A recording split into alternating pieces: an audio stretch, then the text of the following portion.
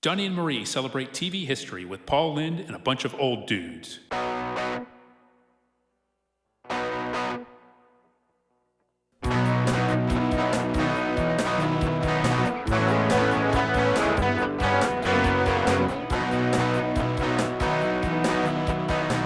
Battle of the Network shows. Join Rick Brooks and Mike Kogel as they explore the TV of the 70s and 80s through hand-picked episodes of their favorite and not-so-favorite series.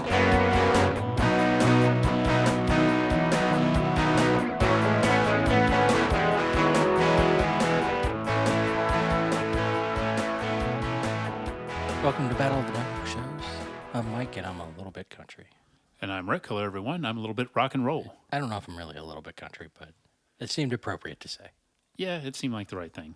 Because again, right away, we're going to name the show. Yes. Donny and Marie. Yeah, a welcome change in our format. Yes. But yeah, Donny and Marie show, and stemming from our variety show poll last season, which came right down to the wire, and Sonny and Cher won by literally a single vote, I believe. Yeah. And By a nose. yes. Cher.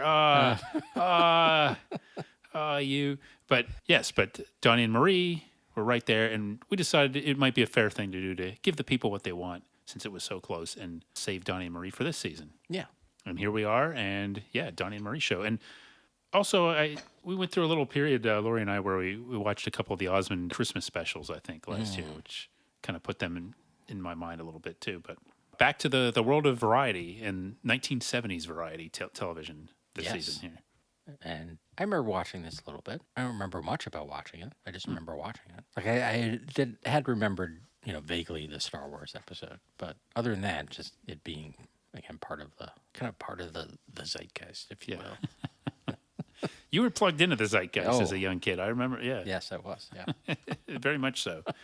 Yeah, me. I don't remember watching the show. I think I did, but I remember Donny and Marie being a thing. Yeah. And I think I had like some of the albums. I particularly remember like the Going Coconuts. I remember the movie being a thing, and maybe seeing the movie probably on like pay cable. But I think I had the album for some reason, the soundtrack album, or my family did, or what was going on. It's quite possible my mom like Donny and Marie. I mean, she was pretty young, and would have been maybe watching them too. Maybe that album sounded great on your dad's hi-fi. Yeah. Oh, yeah. Well, as you know, every household that had a hi-fi in the late 70s had to own two albums: Going Coconuts and Frampton Comes Alive. Yes. And and every hi-fi store used Going Coconuts and Steely Dan's Asia. yeah. This is their samples. Yes. Classic demonstration album. Yeah. Was Going Coconuts. Right. And I remember Donny and Marie in the Hawaiian Punch commercials. Oh, yeah. And just being TV personalities. Right, yeah. More than I do the variety show itself. I also remember Marie posted this, as she became an adult, being on the cover of my mom's magazines a lot. Like Red Book. Yeah. Yeah, Red Book. Unfortunately for her, being on tabloids a lot. For just being a human being with mental health problems. Well, I mean, so Donny and Marie Osmond, Yeah. famously from a large Mormon family, and sort of the prototype for squeaky clean entertainment for years. So anything deviating from that image or being seen as distinct from that image would generate headlines for quite a while. Yeah. But, I mean, the deviations are like, she got divorced. Yeah. Oh. Yeah.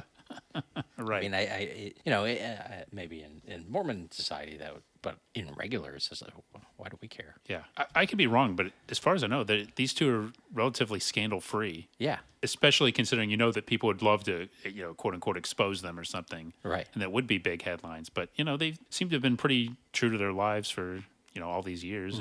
And multiple incarnations. They I guess the last 10, 15 years, it's been a little bit different. But they were television stars and well into the 2000s. And Donny Osmond even had that recording comeback in the 90s. He had an MTV hit or two. Did you know that Peter Gabriel was involved with that? No, I did not. I was reading up on Donny last night, as I often do. Yes. And there was a Wikipedia link, and I mean, it linked to Peter Gabriel. It said, some sort of, hit maker guy, and Peter Gabriel got involved in trying to see if they could revitalize his career. I'm like, it can't be that Peter Gabriel. And even then, I didn't trust the link. But then I did a quick search, and there was a video from MTV from the time when he was recording the video or recording the album, and he mentioned that they were recording at Peter Gabriel's studio, and he would come in sometimes and offer some ideas, and weird sounds and things. Wow. No, he's not on the credits of the album at all. Huh. But I did not know that. and it's not like when I think of those songs, I think, oh, that's got that Peter Gabriel touch. Right. The Soldier of Love. That's Yeah. and more recently they've done Vegas shows together, like a Vegas residency or something. Yes. Now that Vegas has officially morphed from, Sin City to Yeah. family entertainment capital of the world. Right. Yeah. Or just something for everybody, I guess. Yeah. It doesn't have to be Branson, Missouri. Exactly. Yeah. But they had talk shows. They had talk shows apart, I think, talk shows together. Yeah. They had different, just a really long career. They started out as recording artists, basically, and got this variety show on ABC. And she had a country career a little bit. And it was interesting to watch it, to go back and see them. And one thing that stood out, and we can talk about it more as we get into it, was they're just so young to be fronting a variety show, and they seem really comfortable and poised. And Totally. They're like they belong there. They're pros, like right Yeah. from the beginning. Yeah. So I guess the story is that that they did a stint on the Mike Douglas show, and our guy Fred Silverman Yeah. saw them and wanted to build a show around them. Right. And that's essentially how they got their start. But they were when they went on the air, they were like 18 and 16 or something like that, or 19 and 17 something. Yeah. Yeah, you're totally right. They seem like they've been doing it a long time, and it does kind of impress me too that they're doing a certain style of variety, and they're doing it within I said the squeaky clean setting, which actually is kind of limiting if you think about it. And they walk that lane, and they do it very well, and they stick to it. And I guess what I'm saying is they were kind of doing all this with a toolbox that was probably quite a lot smaller than other similar acts and shows were doing at that time, especially in the 70s. It fascinates me that Donny and Marie was on at the time, like, Fred Silverman was in, and you had like the so-called jiggle television on ABC especially. And you had this contrast on Friday nights. You had Donny and Marie as kind of like the flagship for... He saw everything. Every quadrant. Yes. He didn't just serve the jiggle No. quadrant. Also served the squeaky clean quadrant. I mean, he was running a whole network. Exactly. A whole entire network. Yeah. And I want to thank, there's some dedicated Osmond archivists, apparently, and as a result, a surprising, to me, amount of full episodes are actually available without looking too hard. Because it's a variety show, as we've mentioned before, you're not going to find, like, comprehensive DVD collections, and I don't even think it's been, anywhere streaming recently. But unofficially, it's very easy to find Donny and Marie show and get a good look at what the series was about. And, of course, it's not just Donny and Marie, but the whole Osmond brothers are involved a little bit. Listed as producers or executive producers or something at the end. Yeah. And I think for a while the show actually was retitled the Osmond Family Hour, which, I guess was because the Osmonds had taken over at that point, because I don't think ABC would really be interested in naming it that. Who's your favorite non-Donny and Marie Osmond, Mike? Let me put you on the spot here. Honestly, I mean, Groucho? I was going to say Tito, but yeah. I've done that joke too many times. Could it be Wayne? I only really know that Jimmy's the youngest. Yeah. And, I wrote a thing on our blog years ago where he hosted a Saturday preview show. Yeah. I just don't know anything about the other ones. I'm partial to Merrill myself. I like that name. Yeah. And then there's another name. I don't think one of the performing brothers, but like starts with a V. Yeah, I don't really. Yeah. There's someone who is Alan a Osmond? Yes, I think there's Alan. Because there's maybe a because J. in the end credits of this, Yeah. they thank Alan for his. And I'm like, Alan, Alan who? Well, Jimmy, I think, was one that he was really in the shadow of Donny and Marie. It seemed like the other ones were content to be, in their role. And Jimmy was one that I think that there was probably a push to make him like a real, Leif Garrett kind of scale. Yes. Yeah. Or Jimmy Baio, as it were. And it didn't really work for him, I guess. So Marie was the only sister, I think. Yeah. And, Donny, but, from what I've seen, the other Osmonds are fine, but Donny and Marie are clearly, by far, the stars. Right. Know? So they built around the right people. Yeah. But it started with the brothers as some kind of vocal group on the Andy Williams show, right? Yeah, that's right. And then little Donny and then little Marie. And it seems like the other brothers were okay with it. Yeah. As the other brothers were aging, they were, I guess, okay with doing more behind the scenes and going on and doing what they're doing, and Right. let's put all our chips in. Although who knows what was going on, but with the decision to rename the show the Osmond Family Hour or whatever. Yeah. I don't think that lasted very long. But so the Sid and Marty Krofft were the producers at first, and it had a very a lot of Sid and Marty Krofft like oddball elements. Yes. There weren't any puppets in this episode. Well, there was one puppet, but not a Sid and Marty Krofft puppet. Yeah. But there are definitely other things that are there, and other people behind the scenes who are probably not squeaky clean, but Yeah. I don't know. Bruce Valanche's name was not in the credits, But but I know he was involved, right? I don't think he was involved in the whole run of the show, but yes, Okay. he was a writer for a while. Yeah. I mean, Yeah, they're just elements like that, and like featuring a show, like just having the whole thing be so heavily ice skating themed. Like What the is that? Vanities, and having like it reminds me of like the Brady Bunch show that the Crofts did, where they had a big swimming pool in the middle. Yeah. And they sort of built the set around that. Here, Right. they have like a big ice skating stage, and it just seems like, well, I mean, why? It's not like it's the Dorothy Hamill show. No, Peggy Fleming. Yes, I mean, Yeah. but she's a guest. Yeah, Right, she's a guest. Yeah, I didn't understand that at all. Like, and I didn't realize at first that I thought it was specific to this episode. Yeah. So it seemed really weird right. and extravagant. And then I thought, oh, maybe it's like a Utah thing. They probably ice skate there a lot. Yeah, It does get cold. It but- could be, and I mean, you would have. I guess figure skating was becoming like a big thing Yeah. at the time, so it makes sense in a certain way. And there's a tradition of skating entertainment, like in Hollywood. Yeah. Sonia Henne. That wasn't very squeaky clean to me. Yeah. Sonia Henne and other Belita, other stars that they would have whole movies built around, but. Uh-huh. Yeah, and just seemed like sort of like the mix of like weird celebrity guest stars. That seems to be like a hallmark of these Krofft shows. I guess all variety shows, really, though, right? Yeah. At the time. Right. And regular appearances by Paul Lynde and Ruth Buzzy. Yeah. Now, admittedly, I didn't do a lot of research. Wikipedia indicated there was no link for as far as the reference, but that Paul Lynde was fulfilling his contract with ABC. Yes, I've read that, and I don't know what the specifics of that are, but That made me laugh a lot. yeah. It made his attitude Yeah. even more understandable, even though I know that's his shtick. Yeah. Like, I don't know, there might be another edge to this. Like, I mean, I have to do this. he had like a couple of sitcoms years earlier. So I'm not sure if this was, I don't think it was anything like there wasn't like a Paul Lynde variety show Yeah. that they canceled, but I think they'd tried to develop, they'd signed him to a deal. I don't know if it was maybe Fred Silverman or probably. Yeah, and then they just used up they put him on this and thought, well, it would be nice to mix. And I could see kind of the thinking. You sort of give a little bit of, cynicism and a contrasting personality. And Paul Lynde built his career on kind of complaining about kids, and teenagers or whatnot, So I guess I could sort of see it making sense. But looking back now, it's like really weird. It's like, whoa, Donny and Marie and Paul Lynde, what were they thinking? Yeah. But it kind of works. Yeah. I enjoyed those segments. So Ruth Buzzy did not show up in this episode. Yeah. That we're going to talk about. Right. But- Paul Lynde is always welcome, but he's the kind of guy even when what he's saying, he transcends the material, and he's a nice counterbalance to what Donny and Marie are Yes. doing. You know what? I just had this thought. It's a little bit like Oscar the Grouch. Yeah. Yeah. Yeah, that's good. That's very good. Yes, I like that. And then the nice people or nice Muppets or whatever just show up and they just put up with him. And, Right, and they're just like, oh, and this guy says, oh, Paul.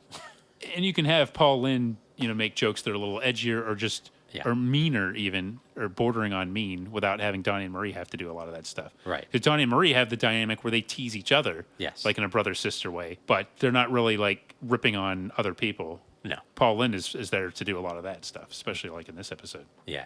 And so then I guess at some point, now this is something I'd like to know more about, the struggle over the control of the show, right? So the Osmond family became the producers, moved the show out of California to Utah, built a really big production facility there. And, that happened to coincide with, other things in the show declined. So you got the first half of this series run, they run 4 seasons, I think more like 3.5 years, something like that. But the Crofts were the producers at first, and then the Osmonds, and then they did the show in Utah. They got rid of the ice skating rink and made some other changes to the show. And, probably not as good a show, really, for whatever reason. And I think I've watched a little bit of both. To me, like I just think the production value is a little bit better the first couple seasons. And I don't know if it's because the Osmonds were trying to cut costs or whatever. And I read somewhere too, like the point, like the quality of guest stars went down, but part of it was probably because, you had to fly people out to Utah. Yeah. It's not like you have, except for maybe like once or twice a year, you don't have celebrities running around Utah, Provo, Utah all the time. Right. I mean, it's not that far, but still, people don't want to. Especially, I think the people going on variety shows are probably part of it's Right. just down the street. Yeah, I mean, it's not like there's at the time it wasn't like you could do Donny and Marie and also book like a bunch of different appearances like you could like if you were just flying out to Los Angeles or if you're already in Los Angeles. Yeah. Or even in Vegas or something, you could do other stuff. Right. But you're probably just coming in for this and then leaving. Yeah, I guess that's what they wanted, but Yeah. and I could see them not getting along with the Crofts. Yeah. Or whoever was running things on a daily basis. But Yeah. Well, I mean, like you said, I mean, they start out like as a family act. Yeah. And had a certain control, and they probably knew what was best for them. I'm curious about that. I think I'd have to go back. There's got to be some specific information. It seems to me like I've read some about that a little bit before, but I just don't know any specifics of this power struggle between the Crofts and the Osmonds. Maybe there's a Bear Manor book about it. Yes, that'd be an excellent book. Yeah. I would read it. Yes. Oh, or podcast. Yeah. Osmond versus Croft. Yeah. Hollywood royalty. Yeah. Going at it. So the show started off like as a pretty, I wouldn't say it was a huge smash hit, but it was successful on Fridays, and eventually they moved it to like I think by the end of the run, and I was kind of curious about this. It looks to me like maybe they moved it. It was already on the decline, and they moved it afterwards. But by the end, like I think the last part of maybe the last half season or whatever, it was up against 60 Minutes and like Disney. That's a tough time slot. Yeah. 60 Minutes. This was when 60 Minutes was like a top 5 show at this point, and you got NBC established as the network of Disney, and then the Osmonds kind of playing out the string apparently on Sunday nights. So they got it out of the way of Wonder Woman. Yeah. And into the way of 2 Mack trucks. Yes. Yeah. And it was also on against Sanford and Son, I guess, when it started, because NBC, one of the moderately successful nights it had was Friday night, early Friday night. Although I think they had real trouble like filling in after that for a while. But so they had Sanford and Son, and I think maybe probably Chico and the Man when it first started. But Chico and the Man. Yeah, that's an interesting show I haven't thought about in a while. Yeah. But you can see like now that's counter programming there, Donny and Marie against Sanford and Son. Yes. But yet all part of this 1970s blend of entertainment. They all seem to sort of go together at the same time. And as does Wonder Woman, because we've watched like variety shows where Red Fox would show up on, with the Osmonds and the Osmonds could interact with Linda Carter, they'd all be, that was just the second half of the 1970s. And it was glorious. And of course they had their own dolls and play sets and things. They did. I don't think I had any of those in my family, but looked pretty cool. So, do we know when this episode aired? We do. The episode we're going to talk about is the second season premiere, and it debuted September 24th, 1976, which I believe was a day after a big presidential debate between Ford and Carter. Might have even been the first presidential debate. But so ABC had Donny and Marie at 8, and at 9 o'clock, Walking Tall 2. Joe Don Baker was not in that one. So they brought back the same character, but had, I think, Bo Svensson and not Joe Don Baker as old Sheriff Buford. On NBC, Sanford and Son had the 6th season premiere, The Hawaiian Connection. Somebody we know, I think, enjoyed that episode a lot. Okay. It's like a two-parter, maybe even a 3-parter. 9 o'clock was Rockford Files, an episode called The Fourth Man, which was the first episode of the 3rd season of the Rockford Files. Okay. And at 10 o'clock, the series premiere of Serpico. Now, Serpico was a movie with Al Pacino and kind of going up against the system and corrupt cops. And I think David Burney was Frank Serpico in the series, and I think they toned down a lot of the corrupt cops and corruption stuff and just made it more of a conventional cop drama. But tone down the acting too. Yeah, and the charisma.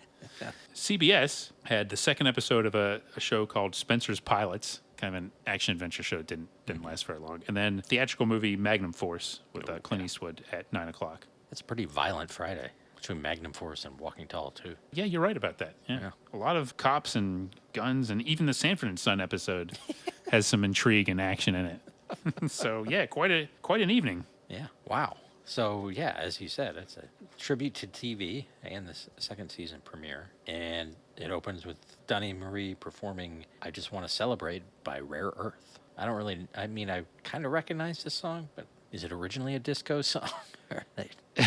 Well, I don't know much. no. Rare Earth didn't look like a disco band. No, they were not. But what I remember is they used this song for Superstation TBS. Oh, okay. Celebrate, Yeah. celebrate, Superstation TBS. That's probably in the 80s.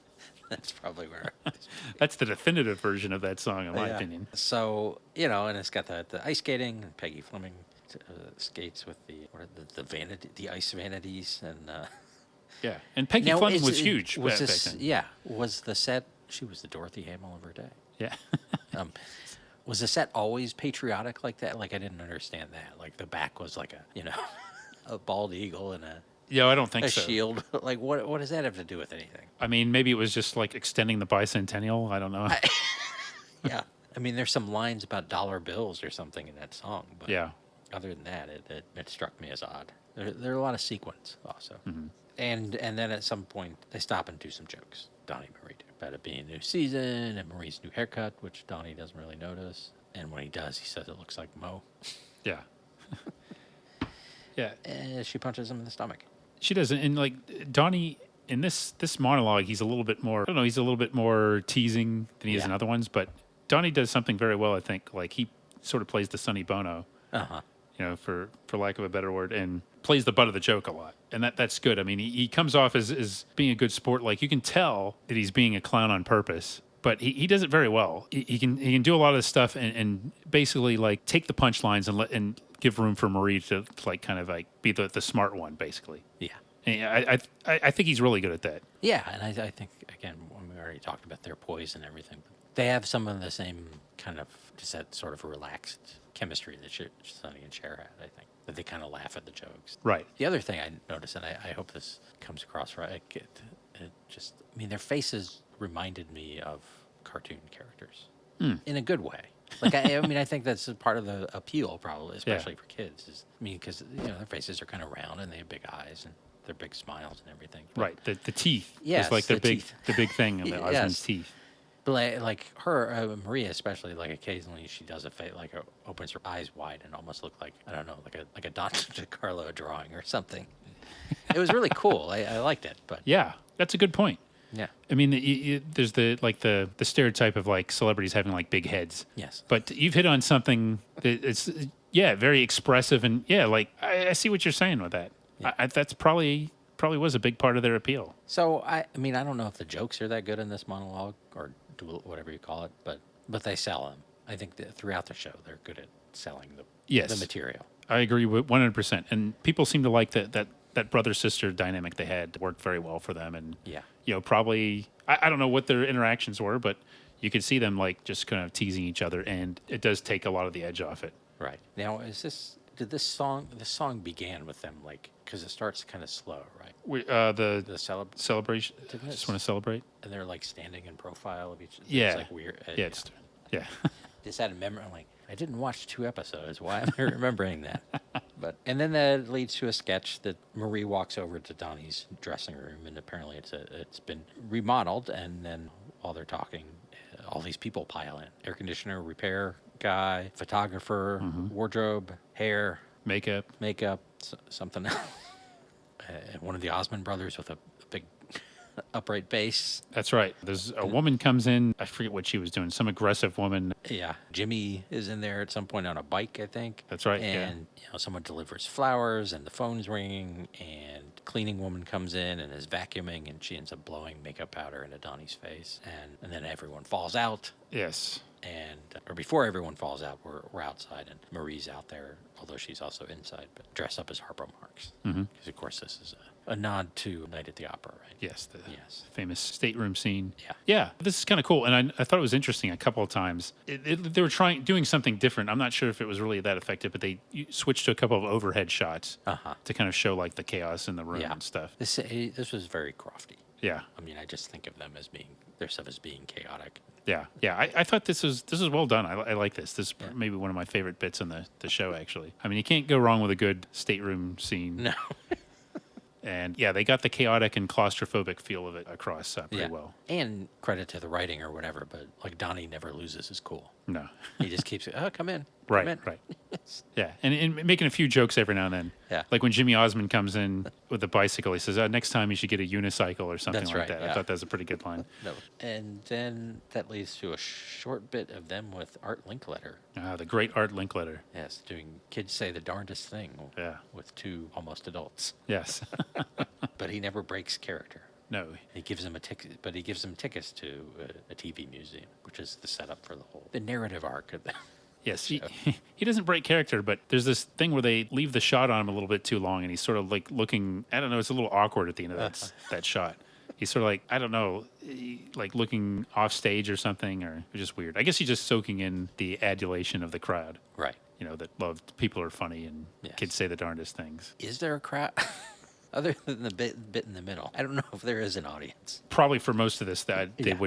they probably wouldn't I need would to. think so, yeah. But yes, that leads them to this television hall of fame, which is empty except for sleeping security guard played by Paul Lynde. So it's a museum, and I kind of liked I mean, it's weird, but the columns in the museum are covered in glitter. Not your typical.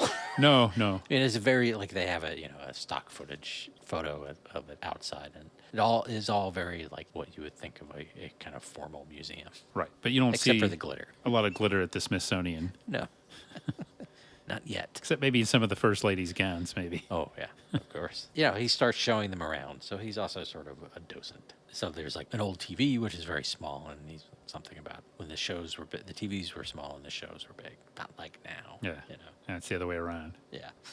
And a statue, or is it a guy? I don't know. There's with very large eyes and glasses, because he watched all 2,000 episodes of Lawrence Welk, and now he's a bubble in his brain. And There's the door. the shows door. The door is the a door, guy. is there something? There's a bunch of stuff, but yes, they open this door, and Desi Arnaz is inside it. Yeah. And he just says, "Hi, Lucy, I'm home." And then they push a button, and it keeps opening, and he does like a bunch of lines of dialogue from an Right. episode, and at some point he has a bandage on his head. I thought that was pretty funny too. Yeah, it was nice to see Desi Arnaz. Yeah. You don't see a lot of 1970s Desi Arnaz, though I remember he hosted Saturday Night Live. It was just kind of weird seeing like old Desi, hosting Saturday Night Live. But Yeah, some of the other things. There's the $6 million man's handkerchief, which is some tinfoil. all right.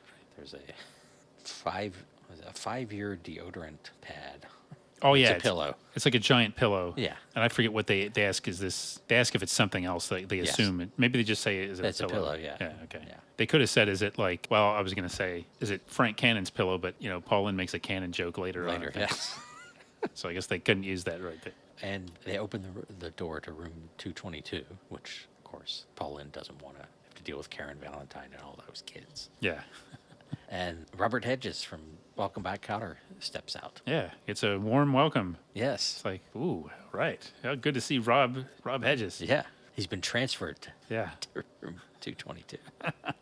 Makes sense. They're both ABC shows. Could happen. And then he's the real Hollywood Squares, which is a very small thing, but it turns into very Sonny and Cher like that. It turns into a TV screen, and we see Donny and Marie on the TV screen. Yes. And sadly, no Karen Valentine. No. And there, Donny he's doing a Jack Benny pose and does a little bit of a bad impression of him. But he's talking about, TV's a classic comedy like Sid Caesar with his German professor, or Dick Van Dyke tripping over the ottoman, or Soupy Sales getting a pie in the face. And then that leads to clips, I guess, from a previous episode Yeah. of the brothers Osmond tossing Donny into a giant pie.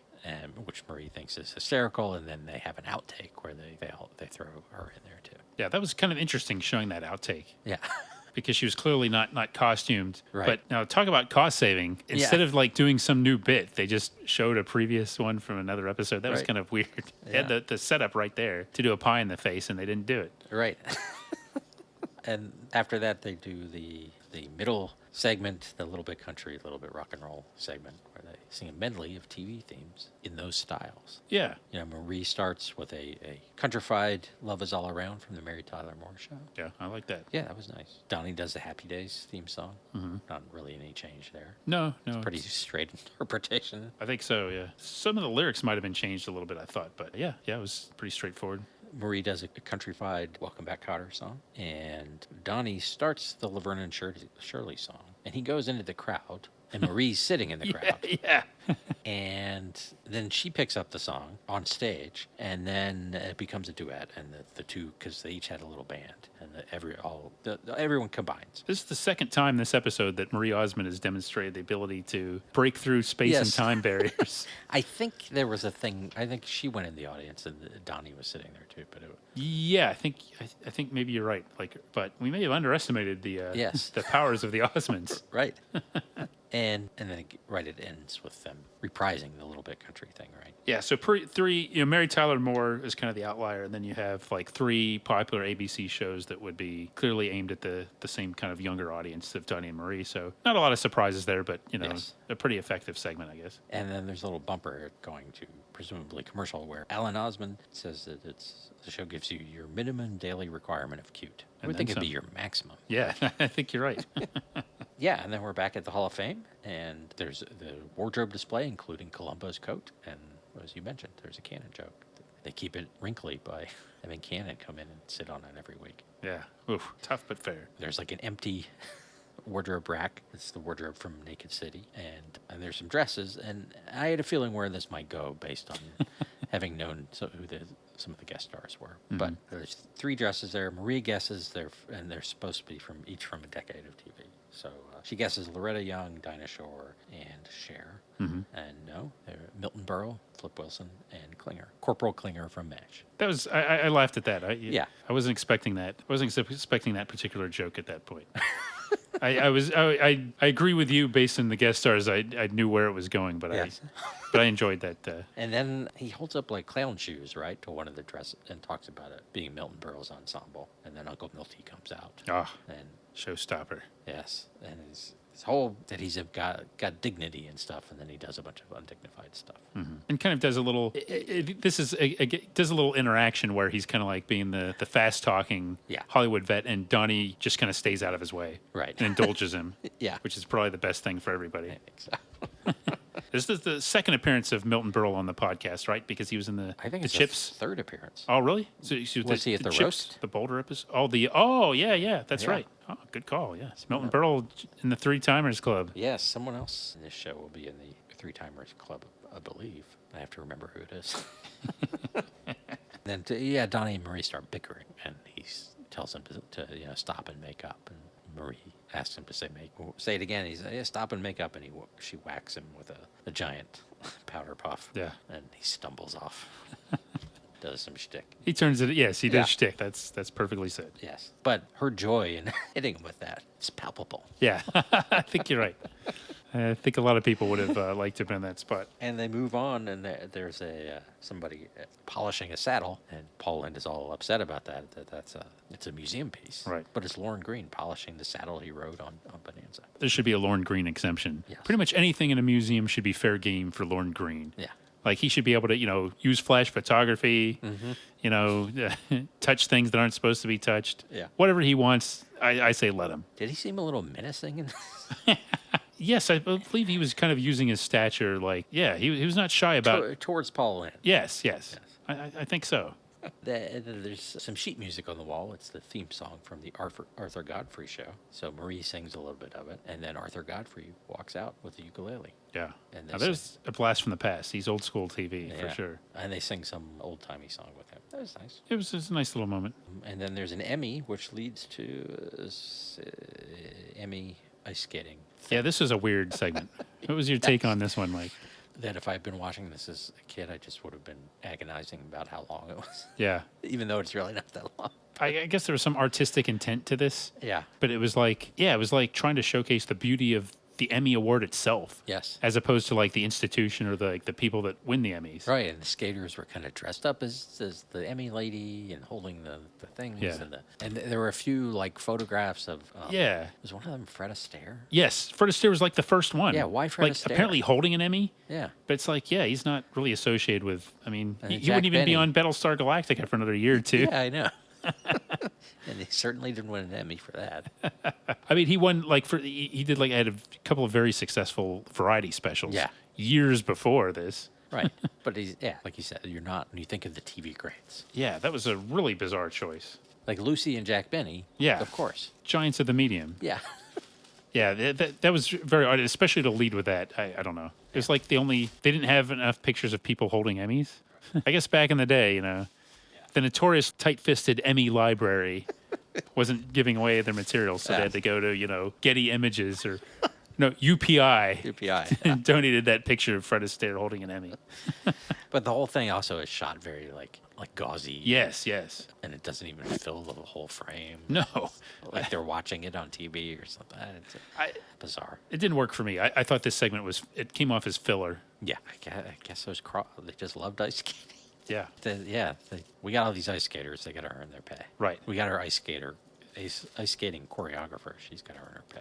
I think you're right. I think it was they probably did this to justify the ice skaters and use the rink and stuff. You think we could do a baddies sequence, a tribute to the baddies with people like it would be roller skating, of course. Yeah, that's right. Yeah. Tasteful pictures of Robert Pine and Leonard Lightfoot. Mm-hmm. Would be up on the screen. Yes. While people will skate around. Right. Someone dressed as Tom Selleck's mustache. Yeah. Yeah. Tom Snyder's eyebrows. A wooden plank. Yes. Yeah. I'm rethinking this. Maybe that is a good segment. Yeah. So back at the Hall of Fame, they're walking along, and Marie's wiping her eyes, and Paul Lynde says, like, I told you we shouldn't have gone to the soap opera section or something. Yes. And then they go to the children's section, which he doesn't want to have anything to do with that. No. And there's some various stuff on display, including an HR Puffin Stuff head, but then Howdy Doody and Buffalo Bob are there for like 30 seconds. Yeah, do a little bit. Now they actually had I don't know if it was at this time, but there was a revival. The new Howdy Doody show, I think, was maybe running in syndication right about this time. Mm-hmm. So they were actually on the air in the 70s as well as weren't just relics from the 50s at this point. Yeah. So maybe it was some kind of mutual assistance there promoting the show. Yeah, and Buffalo Bob makes some joke about their smiles, though. Yeah. Being bigger than Howdy Doody's. Yeah. And then there's a scuff mark on the floor that they brought in all the way from New York. It's where Ed Sullivan stood when he introduced everyone. And then Donnie does an Ed Sullivan impression. What do you think of his impression? I liked it. Yeah. I mean, Donnie, again, him being game for everything. This is good. And the earlier skit reminded me that I watched an episode where they do like a Marx Brothers routine where Donnie's doing Groucho the whole time. Okay. And it's kind of cool. And, he doesn't have the voice, but he's going around and doing the eyebrows. He's holding a pencil instead of a cigar, which is kind of funny. Of course. But, I enjoyed it, and I enjoy this. It looks like he's enjoying himself, and it's it's well done. I liked it. And then that leads to this Elvis tribute by Alan. Yeah, this I thought was bizarre. So is that? So I guess I maybe missed it. This was Alan doing the. That's what. Yeah, in the credits. Okay. The voiceover guy's like, thanks to Alan for his Elvis tribute. Yeah, okay. I was wondering who it was. I certainly didn't recognize him as anybody. Right. Lori was like, "Who is this?" I'm like, "Well, it's Elvis." Yeah, but it just does a little bit of Elvis singing and some dancing. Yeah, I didn't really need this. I liked the kind of nod to Ed Sullivan. I guess it was okay, but didn't really need this. And then they meet an audio robotronic, George Gobel, who recites some jokes, some kind of old-timey jokes. Yeah. And then it turns out it's the real George Gobel filling in while they repair the audio robotronic George Gobel. Yeah, what a bizarre moment this is. And like George Gobel is the kind of like celebrity we just don't have anymore. Just some guy that was like, it's like you kind of remind yourself, wait a minute, what's his deal again? I still don't know what his at the time he was on like talk shows and stuff, and he was famous for being George Gobel, I think. Be on game shows and talk shows, like panel shows, and he had a couple of his own projects, but just kind of an old timey, yeah. And Uncle Milty shows up again to give him grief about his jokes being corny, and he needs some dignity, and then he does some more undignified stuff. Yeah, totally steals the segment, of course. Of course. What a delight seeing the two old pros, Milton Berle and George Gobel, on stage together. But can you actually, now that I think about it, though, I mean, this is the second season premiere. It's cool that they're doing this TV thing, but I imagine like a lot of the younger audience was baffled by Milton Berle and George Gobel. Right. And maybe until Milton Berle goes, walks off making a goofy face and crossing his eyes. Maybe like, okay, now we like it. Right. I don't know. Him, Art Linkletter, Arthur Godfrey. Yeah. Yeah. It's interesting. It kind of makes you wonder, like, were they genuinely being respectful to like the early days of the medium, or was this like what they could get? Right. I'm not sure what the motivation was. Yeah. But like in other episodes, like if you look at, like, they had like, the likes of like Bob Hope, and other pretty still relevant stars. Young people. Yeah. Well, Bob Hope was young compared to George Burns, I guess. Yes, I'm sure.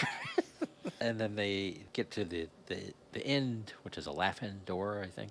And how did they not have Ruth Buzzy? I don't know. But Or at least Alan Sues to get him and Paul Lynde on in this on the stage at the same time. That would be something. But it does lead to someone off stage throwing water first on Donnie and then on Paul Lynde. I hate I'll let you do it.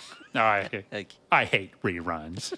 and then there's this kind of musical finale. This was kind of weird too. Yeah. It starts with a really tall person in bed. I guess that was a joke. Yeah, People laughed. Yeah, I don't know what the point was there, but Yeah, but the alarm clock goes off and they turn on their TV. And what we get basically is a day of TV, or a partial day of TV. So it starts with people in mascot-style costumes of Yogi Bear, Huckleberry Hound, Scooby-Doo, Puffin Stuff, and a horse. yeah, I don't remember who the last one was. Yeah, I don't know what that was. I didn't. I'm not sure. But they're I'd have to dancing. look at it again. Yeah. Dancing and singing something about, I don't know, waking up. So I guess that's supposed to be the cartoons in the morning. Right. It was energetic, interesting way to present Yes. cartoons. And that then leads to Marie doing like a exercise song and doing jumping jacks and stuff with dancers, which then goes to Donnie, who's like a tacky game show host, and it's sort of a let's make a deal, I guess, or maybe it's just crofts. Like, let's have somebody dressed as a duck. Yeah, people in weird costumes, yeah. And he's singing about money making the world go round. Yeah. And then after that is Paul Lynde hosting the news. So he sings a little bit. Some older woman comes out and does a little vaguely burlesque thing. Ah, yes, the great Gail Storm. That is her real. Yes, that Gail Storm. I guess the joke She's she doing comes the out to do the weather. weather. Yes, Yeah. Gail Storm from My Little Margie. Okay. Which wasn't, I guess, like 20 years before. But My Little Margie, and she was in movies like in the 40s. Yeah, that was kind of burlesque is. Right. I mean, it's sort of to the tune. Paul Lynde, America's most trusted man, as he was known back then. Yes. And there's confetti. And then there's like a sign off that you would see on an actual TV thing with the Air Force Thunderbirds flying over and, national anthem and a test pattern. And then Donny and Marie burst through the test pattern, and it's the Celebrate song, but with everybody from the whole episode. And now the All-Star Jam. Yes. This should have been 5 minutes longer. Yeah. We can agree on that. Solos by people. Yes. You could see like Lauren Green getting down. Yeah. Peggy Fleming tolerating it. Yep. Yes, I would have liked to have seen more of everybody singing or doing whatever they were doing together. This should have been longer. Take the Emmy part out and let me see more of this. And then there's balloons and confetti, and then there's the brief goodbye with a little song that I guess they did at the end of every episode. Yes. May tomorrow. That song's been in my head all weekend. Be a perfect, yes. And, something notable is they reference God in the song. Yes. Which was not totally common back then. No, but a pretty benign. No. Yeah, not to say that it reference. wasn't, a total Judeo-Christian framework.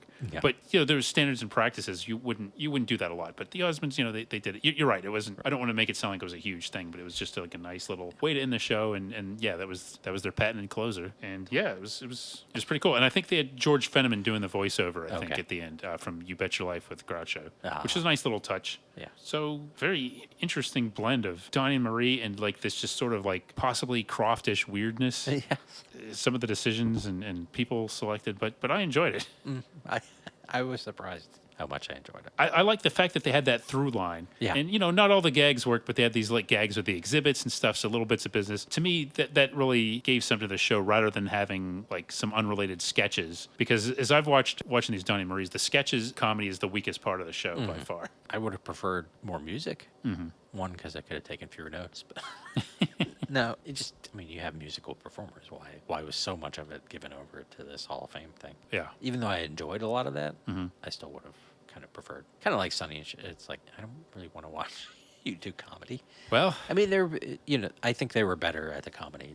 I don't know if the comedy was any better written, but they were better at it than Sonny and Cher were on that episode we watched. yes. Well, no offense to Bruce Valanche, but a lot of these variety shows and the Croft shows, they weren't exactly, your show of shows, and with Sid Caesar, Yeah. Mel Brooks, and Woody Allen, and Neil Simon, Yeah. they cranked these out pretty quickly, but they got the job. Yeah, that was the format. And, you had to have comedy, you had to have music. Yeah. And you had to put people like, the Captain and Tennille, you had to put them in sketches. Yeah. With amiable celebrities. Right. And the likes of Rip Torn, that was just the way it was done back then. Rip Torn or Rip Taylor? Rip Taylor. Rip Torn in a sketch. Rip Torn. Captain and Tennille. Captain.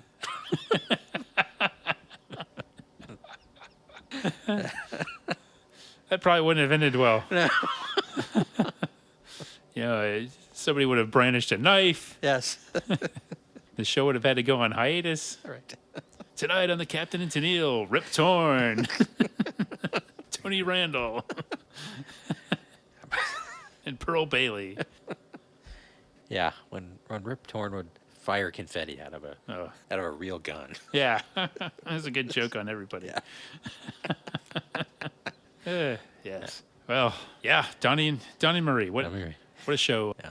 I would say that yes, to me, I'm no Donny and Marie expert. I think the earlier episodes are a little bit better, but you can go through, find a lot of them, and you can see maybe not because of like the reliance on people like Paul Lynde and Ruth Buzzy, like you said, and maybe some of the format changes. It's not necessarily like something like with the Muppet Show, where the Muppet Show you could probably any celebrity in the 70s was probably on the Muppet Show, or right, anyone worth watching. And some of the other shows, yes, there's a bigger variety of guest stars, but you can go through and look and see, and you can probably find somebody you like on Donny and Marie. But the format, it's like other variety shows. There's a formula. The rock and country, that's another thing they got rid of that. The little bit country, a little bit rock and roll. I think they got rid of that when they did the shift to Utah. They just didn't pigeonhole themselves, I guess. Right. Like more chance for disco, I guess. Yeah. But yeah, I don't see the need to a little of this goes a long way. Yeah. But I could see its appeal back then. It seemed like it, maybe didn't have a huge run, but an essential part of the 70s variety genre nevertheless. Right. If you're like maybe a tween or something, or a teenager, people your age, and there's a cute girl for the guy, or people want a cute girl, and there's a cute guy for the people want a cute guy, and right. And it's fun. And they were on Tiger Beat and everything, I'm sure. And this is the 1970s where there's a lot of stuff going on. A lot of people being bummed out. Yep. You had like an emphasis probably just before this, I guess, the introduction of the family hour, and kind of a desire probably for family-oriented programming. And this would fit that very well. Yeah. And even if like the whole network wasn't built around family programming, they could at least point to this and say, hey, we got Donny and Marie, right? Yep. And it did stand out, especially because of the era. But, it was there as an option for people that were looking for something. Friday nights at 8 p.m., why not? And then they could send their kids off to bed and watch Walking Tall, too. Yeah. Who did Bo Swenson? Is that who you said? Yeah. Yeah. I guess wonder if he was ever on Donny and Marie. I don't know. I wonder if Joe Don Baker was ever on. Now, that would be with Rip Torn. A nice yeah. Maybe they should just cut to the chase and give Joe Don Baker and Rip Torn their own variety show. And have Donny and Marie guest on their show. Yes. Yeah, you could see that first episode where they're all on stage together, and Joe Don like, well, I can't do Joe Don Baker. Yeah. I don't know what we're doing here, but, and make a go of it. Oh, don't worry, Joe Don. Donny patting him in the back. You'll be fine. Joe Don punching Donny in the face. Yeah. Don't pat me on the back. Yeah. Marie could even be, I know how to handle Donny, and like Joe Don would be like, well, I know how to handle him too, and punch him. Marie could be like, yeah, that's how I handle him too. Quit messing around. I guess it was a Rip Torn. I'd like to see Paul Lynde and Rip Torn. Yeah. Have a cranky off. Yeah. I'm pretty cranky today, Rip. I haven't slept in 5 days. Paul. Why does Rip Torn sound a little bit like Paul Lynde? That's weird. It all started with Alice Ghostly. I think we've... I once went on a bender with Alice Ghostly for 3 days. I'd like to bend her myself. She's stealing my act. I think we've somehow come up with a concept even weirder than what the Crofts put on in the 1970s. So we've accomplished something here. We have, yeah. I think I'd like to thank our listeners for almost voting Donny and Marie as the winner of last season's poll. Oh, yeah. And putting it on our minds. And yes, whether you liked it or not, we wound up doing it this season. So, yeah, it was fun visiting this show. Yeah, thank you. If you want to talk about Donny and Marie or Paul Lynde or Rip Taylor or Rip Torn or Joe Don Baker or George Gobel. Yeah. Or even ice skating. Sure. Feel free to educate us on the appeal of George Gobel. Right, at our Facebook group. If you were alive when George Gobel was at his height, and have some information on him. Our Facebook group should be the preeminent destination for George Gobel talk in 2024, I think. Yeah, he's due for a comeback. Yeah, there should be a biopic of George Gobel, coming out. So, yeah, we have a Facebook group, Battle of the Network Shows, the group, and you can join us there if you're so inclined and talk to us about all sorts of things, TV related. Check out our website. I'm sure Rick's already cooking up quite a YouTube playlist for this episode. Oh, boy, am I ever. Yeah. He didn't even know that he was going to have Joe Don Baker and Rip Torn clips. No. Well, you know what Joe Don Baker means, though? That's right. I shied. There's going to be some eyeshine in that playlist one way or another. Yeah, check all that out, and we'll see you again. This episode brought to you by Osmonds. So many Osmonds. This episode also brought to you by the Corporate Rock Hall of Fame. This episode also brought to you by the Little Bit Country Kitchen, Little Bit Rock and Roll Diner.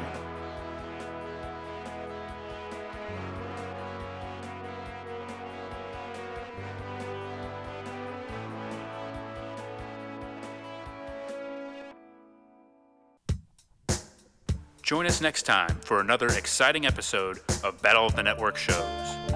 Learn more, leave feedback, and suggest future episodes at battleofthenetworkshows.com. Follow us on Twitter at BatNetShows and like our Facebook page, facebook.com/Battle of the Network Shows.